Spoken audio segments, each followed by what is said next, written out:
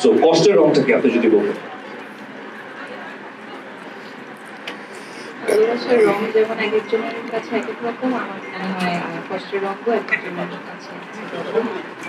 যাই হোক, এইসব নিয়ে আলোচনা আসলে পরেও করা যাবে। অনেক কষ্ট করে আমরা এই কাজটা করেছি, বিভিন্ন ধরনের ভালোবাসার গল্প আমরা করার চেষ্টা করেছি। আমরা সবাই মিলে দেখি গত বছর তো প্রিন্স অনেক অনেক ধন্যবাদ সবসময় ভালো কাজ ভালো গল্পের সাথে থাকার জন্য। বিঞ্চ টিমের যারা আছেন আমন্ত্রণ জানাচ্ছি স্টেজে।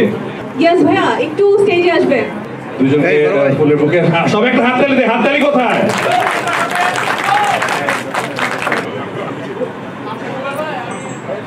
এটা বলে নিত দেরি করে কিছু